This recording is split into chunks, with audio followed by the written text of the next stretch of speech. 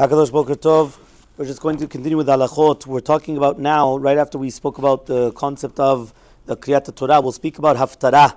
When a person comes up to the Maftir to read the Haftarah, the Kahal have to listen to the Berachot of the Haftarah and they have to read quietly with the Chazan.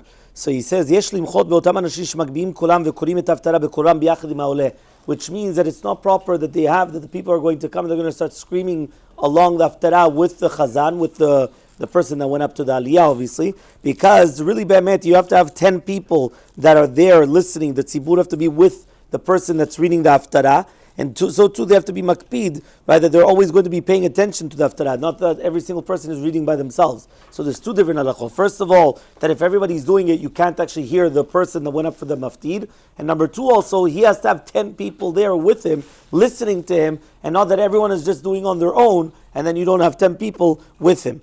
Right, that's also going to be very, very important. This is brought down in the Halakhot Olam, right? And he says also that it's brought down from the Nehar Mitzrayim that the people that they come and they help in order not to embarrass him because he doesn't know how to say the Haftarah. He says it doesn't help. He says be'emet. Anyway, his berachot will be levatala, and the tzibur are not going to be tzedek chova if he doesn't know how to say it. And that's actually the last halacha. The last halacha is some people they want to go up to the maftir and they want to read the Haftarah limiuchat orehem for the memory, whether it's going to be an askara, nachala. And he says, Mechamad chesron yidiyah, because they don't know. So midalgim amilim molim otiyot, they come, they don't know whether it's going to be how to read, or they skip out, or they start making problems. So he says, you have to actually explain to them that instead of causing to their parents oneg, they're causing to their parents a nega. Right, chas v'shalom. So he says that it's better that they shouldn't go up to the maftir, but rather they should actually give the money to aniyim v'tamidei chachamim, and they're going to have much more nachat ruach to their parents, right, in such a form. The Chesed Alafim brings down that it's not only to do with Haftarah,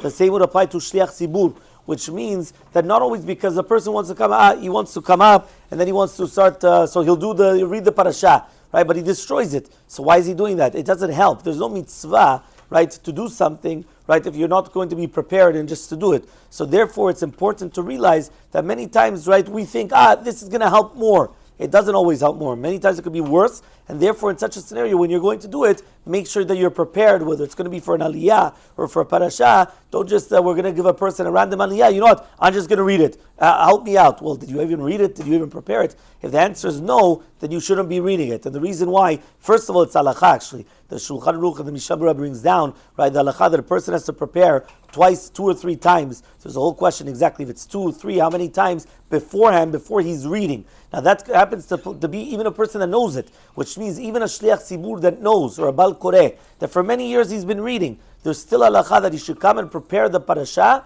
right, before coming, right, and reading it. And it's brought down in the Mishnah Berurah. But here for sure, if a person is not a Bal Koreh, and he just wants to come and he says, yeah, I'm going to do it, so I want to read. But then every single other word is going to be a mistake. So therefore, again, it's a very big problem that according to halakha, it's better that he shouldn't do it. He should just let somebody else do it in order that it's actually going to be done properly.